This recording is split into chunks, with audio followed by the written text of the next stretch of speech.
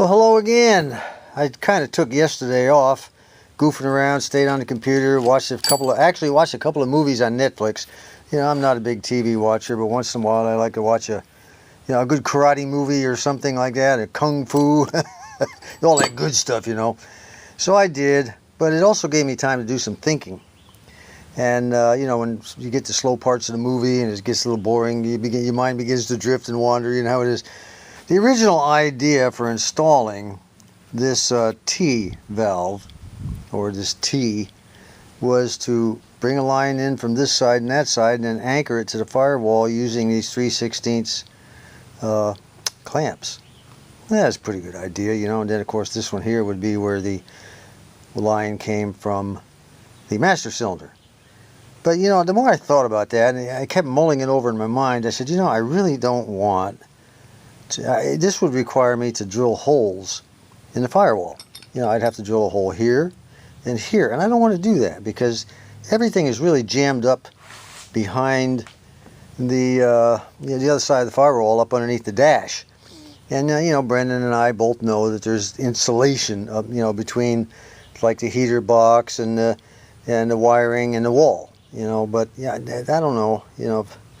I still just didn't want to drill holes through the firewall. The firewall's got enough holes, so there had to be an alternative. Well, let me see if I can come up with an idea that might work. I do believe I have found something. This here, I don't know what this goes to on the other side of the firewall. I really don't care. I'm going to use that or that to assist us. And I'm also going to use this little critter made out of aluminum to assist us. This is what holds those flower boxes on the top rail of a, those long, narrow flower boxes on the top rail of a deck. This thing here, goes over the top of the flower box, and you can bend it down and hold it there so it doesn't fall off. Here's what we're going to do. We are going to cut this thing. First thing we're going to do is cut it to length, probably up about here. I'm just going to cut it straight across. And then I'm going to epoxy. I'm going to rough up both sides of this with my moto tool. I'm going to rough it all up real good in here. And rough it up real good on the side that's going to go against it. And we're going to epoxy that baby right like that. I wish I could screw it on, but I can't. So when we're all done, it'll sit on the firewall like so, with this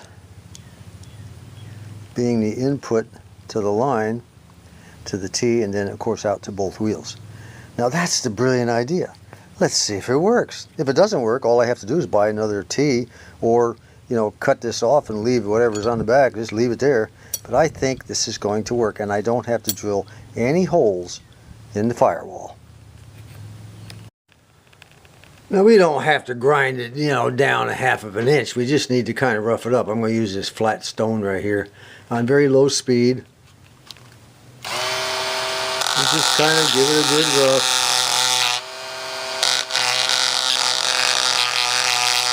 Won't take but a few seconds. Let me check that out. I may have to change to a little rougher stone. I want to make sure there's plenty of surface there, because we are going to use original JB weld, if I can find it. We're going to glue that flat piece right here on there with some original JB weld. I cut it off to length and then bent it like this. I wanted a bend in it, so when I put it on the back like so, it'll stand away from the firewall a little bit, giving me room, to work the wrenches and stuff like that. So now let's go ahead and whip up the old JB weld and just glob it on the back, and then we'll go ahead and take this tiny little clamp and I'll clamp it together, and it'll have to sit overnight. But I'm not going to spare the horses when it comes to the JB weld. I want that to be plenty secure, because it's nice and it's roughed up on all the surfaces, ready to go. Well, instead of using that clamp one way, I decided to use it another. We're just going to use it to hold up the long part. We'll let this sit overnight. It should be good to go tomorrow. Meanwhile, let's take a look at our wheel where I've been filling and sanding it, and it feels really smooth through there. And that's all with the steel impregnated JB weld. Boy, it feels really good, especially this bead area right here where we need that seal. All the little holes, the pits and holes. I don't know what we're going to do. We have to put a little primer and paint on it. I'm going to shoot it with this flat black or satin black paint and primer. That'll show up any blemishes on, you know, that we might have to sand down a second time with finer sandpaper. But we'll find out. We'll find out. We'll just go ahead and give it a shot. Nothing heavy. We'll come back and hit it with another layer here in a minute. But right now she's looking really nice, I think. Let me get on down there, give you a nice close view. She's looking very good. Alright, give a few more seconds, I'll paint it again. That turned out really nice. Boy, that is nice and smooth. I think what I'm going to do is I'm going to go all the way around the wheel. Sand it all down, all the way around, see if there's any other pits, that, you know, minor pits here and there. If I can get the entire bead area to look like this all the way around, we're going to be in Fat City. So I'll be doing that over the next day or so. Well, it's a new day and a new dawn, and the only time I get to work in the garage now is during the early hours of the morning. I get maybe an hour and a half, 2 hours. So let's make the best of this. This is our new T. I think it's going to work great. I put lots of that JB weld on there, painted it all up, made it look good. Let's get it bolted on the wall slightly with this lock washer and nut. I've already flared another tube end. Look at that, baby. Is that nice? Or that is the, let me see. I'm telling you, I'm kind of proud of these. I hate to brag, but what can I say? I really do like the way my flares are turning out lately. Look at that. Is that perfect? I know it's a little blurry. Don't ask me why it's blurry. I have no idea. Anyway, let's go ahead and get this thing on the firewall. This is a couple days later. I took yesterday off. It was really, really hot out here, and I just didn't feel like battling the heat one more time. I've done it day after day. Not only that, in the yard and all this other crap, mowing, and it gave me time to think, which is a bad thing. Anytime I think, it's a bad thing. That right there is not going to cut it. That opening right there does not need to be facing toward the front of the car. It needs to be facing downward, so I can bring this line straight in from the bottom and up. So what are our options with this thing? I'm wanting it to face downward like this, so this one here is down. Now I could cut this thing off and grind this thing down nice and flat and start over with a new piece of aluminum. I could do that. That's one option. Another option is to take this like this, bend this all the way up and around kind of a little bit, and then run a bolt through this hole, you know, after I've kind of come up and over and down. But I think that would put it too far from the firewall. I want it pretty close to the firewall. So that leaves us really with only one option, as far as I can tell.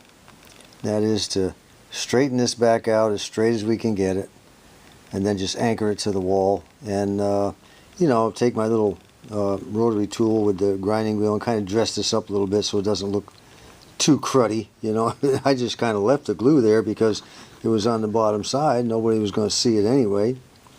And but you know, that I glued that like that because the indentation and the brass, as you can see, was right here. It probably wouldn't have held very well right here. Nice and too flat, too smooth. I was able to grind this down, rough it up real good where, you know, it held. So let me see what I can do with that. As you can see, that brilliant idea did have its flaw. I tried to straighten it out in the vise, and it just popped right off. But you know, who knows? That's not such a bad deal after all, because now I can go ahead, clean this up, get all that old glue out of there, clean the glue off of this also on both sides, and then I can go ahead and glue this back on here like so. I think maybe next time I'll use that steel impregnated epoxy by JB Weld. That might hold a little better. I also might rough it up just a little bit rougher so it holds better. once it's on there, there's not going to be any stress on it. It's just going to be, a line in, 3 lines in, and that's it. This is just to keep it out of the way, really. And attempt number 2. Let's let it set overnight. Come back to it in the morning. Well, there's the new and I hope improved product. It's the next day and it had all night to dry. I'll tell you what, that epoxy is hard as a rock. It's harder than the JB Weld was. And it seems to be a lot stronger. Anyway, what we're going to do now, let me show you a plan. The new plan is to bring in the master cylinder line right here. It'll come up from the bottom and then run this out to the driver's side and this to the passenger side. So that's the new plan. Right now I'm going to put a little bit of tape this off and paint this up a little bit so it looks, halfway decent. Rick writes, "Hi John, I live about 100 miles west of Toronto. I bought this car because of its styling. I've always been a Ford man, and this is the last year Thunderbird that I liked. I found the car on Kijiji. For those who don't know, Kijiji is basically Canada's equivalent of Craigslist. It's a subsidiary of eBay. Anyway, he said, I found a car on Kijiji, advertised as in extremely good condition, and after looking at it, it was. It's originally from Texas with hardly any rust, no dents, no holes, very good overall, but had a well-worn 87,000 miles. The pictures are of the same car. You'll see there before and after when you get to the photographs. The pictures are of the same car, original and after restoration. I did all the interior work myself, first attempt, and it turned out pretty good. The paint color was just what I liked, and everyone seems to agree. I can't go too far that someone doesn't notice it. Lots of good comments. Everything was done in my backyard and garage. Last fall the transmission started to shudder, so off to the rebuilder it went. They found antifreeze in it. Never heard of that one, but apparently it can leak in from the radiator. So now it has its own transmission cooler. And I changed carburetors from the old Autolite to a new Holly. It made a 100% improvement. He ended with, I like your videos. Keep up the good work.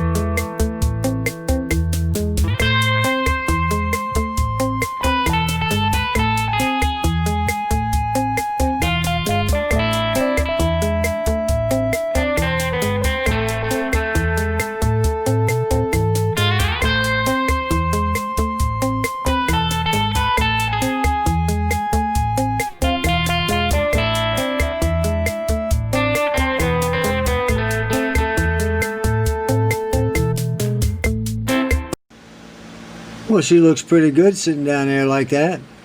But hopefully it'll work. But if it doesn't, if it breaks off of there or whatever, there is a plan B. I've done everything I can do for this wheel, and the bead area all the way around is nice and smooth now. There's no more pits, no more anything. It just feels really good. I think we're going to get a nice seal out of our tire all the way around. Not a pit in it anywhere that I could find that I missed. A lot of hand sanding went down on that baby, I'll tell you. But this wheel looks really good now. Yeah, gee, guess what? All we have is one more to go. It is time to put the new connector on the voltage regulator. And, I showed you one way to remove these wires and things. By taking that screwdriver and sticking it up through the hole and all that jazz and pulling them out. There is another way to do it. I'm going to show you that right now. However, it takes a lot of intestinal fortitude to do it. So what I'm going to do is I'm going to take a couple of shots of my Good and Plenty here. That'll give me the strength I need, okay? I'll be ready. Now here's the easy way to do it.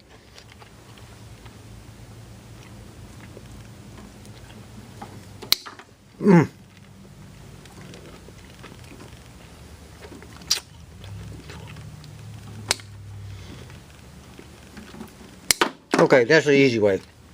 Don't forget both ways, okay? What do we do with this? Well, we chunk it. Plenty more available on the internet if we need it, which I don't think we ever will. Now, we're going to go ahead and strip these wires back. We're going to tin them. We're going to slide some heat shrink up the wires, and then we're going to go ahead and solder them. I'll tell you what, while we're waiting for the old soldering iron to heat up so we can solder that connector into the wire bundle, this is the corner I had completely cleaned out, and I had it cleaned out for a reason. And then our grandson John, you know, who's a college boy, he was finishing up his freshman year. He said he needed a place to store stuff from the fraternity in here in his room, you know, his furniture and refrigerator and all that, you know, while he's, you know, out of school for the summer, and he's up in the northwestern part of the state living with his dad. He said, "Can I bring all that junk over there and store it?" I said, "Well, of course I can." You know, I'm not going to turn the boy down, of course, you know. So he'll be back in about 2 weeks, 2.5 weeks, and he'll be scooping all this stuff out of here, which will open up this hole again. And of course, this is jukebox here. This will go over here against the wall. This pinball machine will swing around this way. The table will move. We'll have a big open area here, and I'll be setting something up in there. But I can't do it until all the stuff is out and he gets starting his sophomore year. This year he's living in the Sigma Phi Epsilon fraternity house. The first year you got to live on campus. They require you to do that. It's absolute. You got to live in the dorm, even though he spent most of his time at the frat house. But this year he gets to live at the frat house. He has to pay so much money every month, just like rent. But it's, you know, it's more to his liking. All his buddies and friends are all there, and you know, they don't have to put up with all the little teeny boppers that come in out of high school, you know, and mess everything up. And you know, they're all, besides these guys are really oriented towards studying, which is what he likes. So in a couple of weeks we'll be back looking at that. The ends of these wires have now been stripped back and tinned. The reason being is I plan to strip these wires back further, make a coil out of them, slide them over the top of those wires there, solder them in place. But before I did that, I thought maybe I better take a large piece of heat shrink, slide it over the whole mess, shrink it down, and it'll help keep these things, these connectors, from sliding back in. And they do. They will slide back in because they're not made as well as they were, you know, 50 years ago. This is some really cheap junk that they make nowadays. So I'm going to go ahead and put that on here before I mount this back on the panel up here. I don't know what that's called. But anyway, let's get that done. Now the question comes down to, how do I want to do the wires? I've got this thing dry fit up there. I just got it lightly screwed in by hand, the screws. But I need to get this bundle here to where it will mate up with the black bundle, the original wire bundle, which is this one here. So how do I want to run this? Do I want to run it in front? No, I'm not talking about this one. I'm talking about this one. Do I want to run it in front or behind this air conditioning line here? Well, guess what? Right here is a broken strap. See that baby right there? That's just a piece of plastic that I think used to hold this right here. But over the years it broke and came loose. Well, that just might be to our advantage. Let me get that thing out of there. Alright, she's gone. Now let's see how far, how far I can run this screwdriver back here. I don't want to be hitting anything in a few minutes. Oh, look at there. Man alive, you can't, look at that, all that distance there. This is looking better by the minute. Well, the old idea was looking better, but now I find I don't have a sheet metal screw fat enough to go in that hole. This is just, it just wobbles around too much. That's the biggest one I got. So I'm going to have to make a trip to the hardware store and get one a little bit fatter than that. I thought I had some, I swore I did, but I don't. Anyway, the whole idea was to take this little clamp, okay, and put it up there, just like so, and put it around that cable bundle right there, and hold it in place up here like that. And that way I can run this thing behind here, hook up the wires over on this side, and it'll be out of the way of anything else that might go in here. I don't think anything goes in here except the windshield washer bag, and that's about it. I don't know of anything else that goes in there on this car in particular. So what we'll do is we'll just hold off on that until the next video. I'll go ahead and hook up the wires, of course, but putting the clamp in, we'll just have to wait. All of this is done. All the wires are connected, and you got heat shrink on everything. Now that we had that one extra white wire on there, you remember? I was trying to figure out whether I should cut it off, fold it back, or whatever. I decided to just do what I used to do in the old radios I worked on when I had an extra wire, because that, you know, might come in handy at some point in time. Just kind of leave it in there, put a piece of heat shrink over it, cut it to size, and shrink it down.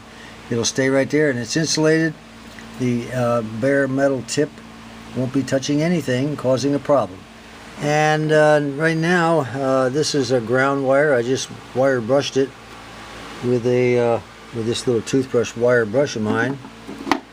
Cleaned it all up, and this will go on the top screw that holds the voltage regulator in right there. I'll take that out and put that in, and then the capacitor down here also requires a ground. We already cleaned all this. Everything else is clean. We're going to go ahead and hook that up to that bottom screw down here that holds the bottom part down here. The screws that hold that voltage regulator in did not originally have lock washers on them, but you know, the holes are a little bit rusted out. You know, I'm not sure how secure they would actually be, so I'm going to go ahead and put lock washers on both the top and the bottom. Alright, everything is good to go now, except for right here. The last thing we have to do is we have to hook up our automatic choke wire, our electric thermostat choke wire. Okay, we'll get that plugged in, and it's getting 107 degrees heat index out here now. I'm done for the day, folks. The FedEx man just dropped off another item I ordered, and it's been a long time coming. It took 17 days to get this thing from Houston, Texas to Conway, Arkansas. I finally had to prod him and say, hey, look, you know, you had ample time to get this thing in the mail after like 7 or 8, 10 days. I said, what's going on here? You know, I said, you either get it in the mail or give me a refund. Well, they don't like that word refund, so it was in the mail almost immediately. The guy said, you're right. You should have already had it. I'll check on it. And he did, and they came in, and the only thing that was in this great big box was this thing right here. Is that incredible? Look at that. Well, what is that? Well, I'm fixing to show you. I got this idea from another YouTuber who owns a 1966 Thunderbird. His name is Sean. And his YouTube handle and his channel is Auto Anatomy. You know, you all need to look that up. He's a really good guy. And just to do a quick story to tell you what's going on. Come on, straighten up your camera. He bought a 1966 Thunderbird, a gold color with a black top. It's a nice car. And he was in Denver, Colorado with it, where he fixed it. I guess that's where he bought it. I can't remember, but he bought it for his dad. And after he got it to where it was roadworthy, to the point where, you know, the air conditioning would work and a few other things, the brakes were good and all that stuff. And his dad flew out to Denver, Colorado, and together they drove all the way back to Memphis, Tennessee. The majority of the route they took was Route 66, and he put all that on the internet, you know, the trip and all that. And I just thought that I wanted to link up with him, because he cut off 66 and took Interstate 40 on up to Memphis, I think. But I wanted to stop, you know, but the coronavirus with the wife, I can't take the chance of going out and talking to people and doing too many things. If she gets the coronavirus, she's a goner, you know, so I couldn't do that. So we're basically shut-ins. I wanted to really link up with him and his dad and say hi and look at his car, but it just didn't happen, you know. But anyway, for those of you, come on, I don't know why my camera's not working here. Anyway, for those of you who want to see another good, Sean works on other cars, by the way, besides his 1966 Thunderbird, so you all take the time to go over there and look that up. Auto Anatomy, 2 words, 2 separate words, okay? And I got that idea from him because he had to tear the heater box out of his 66, put it all back in, and in the process of putting it back in, he had to reseal a lot of seams and everything. And this is what this is. This is a box of 1 foot. There's 60 of those things in the box, and they are 1 foot strips of caulking. See what they look like? You just peel that strip out of there, and it seals up all kinds of things on your car. It doesn't have to be a Thunderbird, but any kind of car you might have, even a modern one, makes no difference. But this is by 3M. That's the kind to get. I got that idea from Sean when I saw him, but I said, you know, that's right. I need to get a box of that myself, you know. So I immediately ordered it, and of course, it took forever to get it in. But anyway, for those of you who just look it up, just look up 3M. Let me see. It says just 3M strip caulk black. Bought it on eBay. Well, I hate to do this to you guys, you know, shutting down the video at this point. There were a couple other things I wanted to do, but once again, it is summer in Arkansas, and the heat is defeating me. You know, not being a 20 or 30-year-old man anymore, it makes it difficult for me. You get up in age, any increase in temperature above 70 makes it very difficult, but we did get some stuff done. I don't know when the next video is going to be. I just don't. If I get ill and from the heat or something, or I have I crap out and fall on the floor, there won't be any videos at all. So, kind of bear with me, and I'll come back as soon as I can. It could be 2 to 3 weeks before I get another one. I don't know when the heat's going to break. Right now it doesn't, and you know we still have August to go. Oh God. Anyway. I'll do my best to try to come back, even if it's for a short video, maybe a little tiny one or something, you know, it lasts 5, 6, 8 minutes or something. Anyway, until then, this is John.